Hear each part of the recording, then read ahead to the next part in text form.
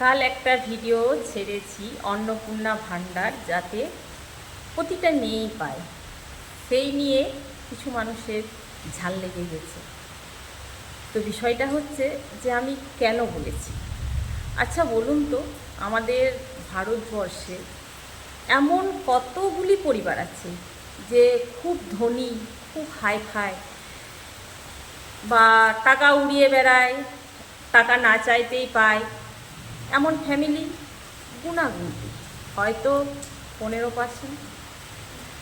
বাকি যেগুলো আছে, সে হাজব্যান্ড ডাক্তারই হোক আর মাস্টারই হোক, বড় বিজনেসম্যানই হোক, বাড়ির বউদের হাতে কিন্তু ওই সংসার খরচটুকুনি দেয়, ঠিক আছে।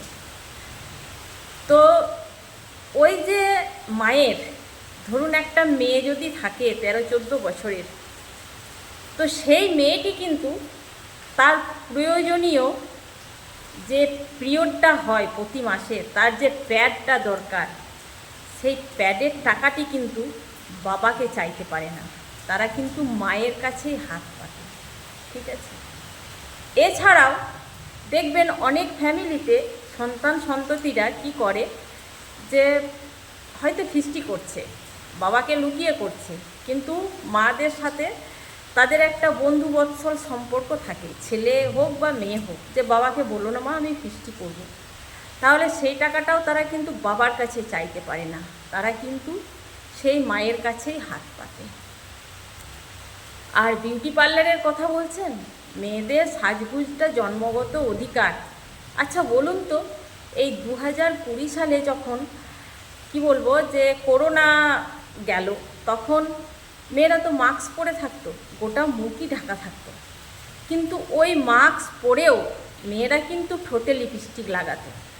তাহলে এ থেকে কি প্রমাণ হয়? মেয়েরা অন্যকে দেখানোর জন্য সাজে না, মেয়েরা সাজতে ভালোবাসে, তাই সাজে, ঠিক আছে। এছাড়াও মেয়েদের বাবার বাড়ি যায়, বাবার বাড়ি গেলে হয়তো ভাইপো থাকে, হয়তো বয়স্ক মা থাকে, হয়তো বয়স্ক বাবা থাকে, বা হয়তো ভাইয়ের বউরাও থাকে। তো সেই মেয়েদের ইচ্ছে করে যে আমি নিজের পছন্দ মতো কিছু খাবার আমার পরিবারের জন্য কিনে নিয়ে যাব, এবং আসার সময় 2-10 টাকা হাতে গুঁজে দিয়ে আসবো। এটা কিন্তু তারা স্বামীর পয়সাতে পারে না, বা স্বামীর কাছে চেয়ে নিলেও তাদের খারাপ লাগে। তো যে কারণেও মেয়েদের হাতে পয়সা দরকার হয়। তাছাড়াও সংসারে কি আসছে যাচ্ছে, এছাড়াও কিন্তু মেয়েদের টুকিটাকি খেতে ইচ্ছে করে, যেটা তারা সচরাচর মানে কি বলবো যে শখবশত, মানে স্বামীর অবস্থা দেখে সেই শখটা তারা প্রকাশ করে না। কিন্তু হাতে পয়সা থাকলে হয়তো একটা চাটের ঠেলা গাড়ি পেরিয়ে যাচ্ছে, দুটো ফুচকার ঠেলা গাড়ি পেরিয়ে যাচ্ছে, হাতে দুটো পয়সা থাকলে তারা দাঁড়িয়ে দুটো ফুচকাও খাবে দরজার সামনে, যে আমাকে দিয়ে যাও ভাই গোটা 4 ফুচকা। এটা গেল। এছাড়াও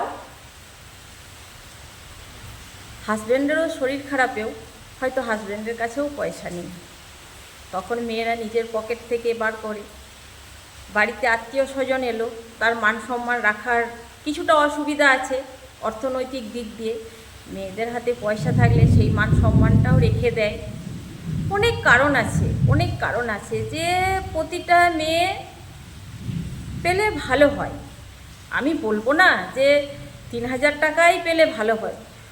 যদি অর্থনৈতিক সংকটের মুখে আগের যে রাজনীতি দল যে ফেলে গেছে এত টাকা ধার, সেটা সেটা প্রকাশ্যে বলে দিলেই হয় যে যে অর্থনৈতিক মানে সংকট আছে, তো যে কারণে কম দিক, 3000 টাকাই দিতে হবে কোনো মানে নেই, 2000 টাকাও দিক। কিন্তু আমার মনে হয় যে প্রতিটা মেয়ে পেলে ভালো হয়। এখানে একটা মেয়েতে মেয়েতে ঈর্ষা, শাশুড়ি বইয়ে ঈর্ষা, জায়ে জায়ে ঈর্ষা, পাশাপাশি ঘরে ঈর্ষা, এই অন্নপূর্ণা ভাণ্ডারটা নিয়ে যেন দ্বন্দ্ব লাগিয়ে দেওয়া হচ্ছে। আমার তো এটাই মনে হচ্ছে, মানে মানুষ এটা ভাবছে, হয়তো সরকার এটা চাইছে না, মানুষ এটা ভাবছে। তো যে কারণেই যদি সুষ্ঠু শৃঙ্খলা বজায় রাখতে চাওয়া হয়, তো আমি বলবো 3,000 টাকার জায়গায় 2,000 টাকা দিলেও প্রতিটা মেয়ে পাক, এক সরকারের আশীর্বাদ পাক। কারণ বলছি যে সরকার সরকার মানে কি, সরকার মানে হচ্ছে রাজা, তাই না? আগেকার দিনে বলতো রাজা আমরা প্রজা।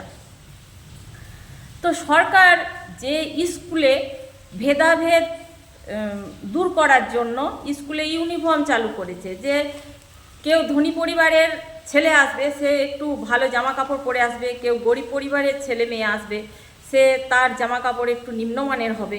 তো সেখানে যাতে ভেদাভেদ সৃষ্টি না হয়, তো সরকার স্কুলগুলোতে যে কারণেই ইউনিফর্মের ব্যবস্থা করেছে।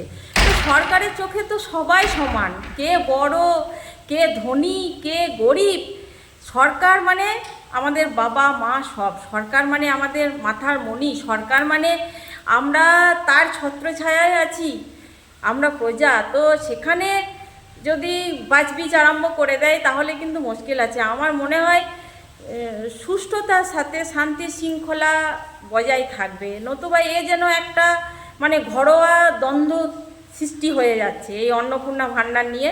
তো যে কারণেই আমি বলেছিলাম যে ছোট বড় নির্বিশেষে সকলেই অন্নপূর্ণা যাতে পায়। তো অন্নপূর্ণা নিয়ে আমি ঝাল লাগার জন্য বলিনি। তো সকলে ভালো থাকবেন।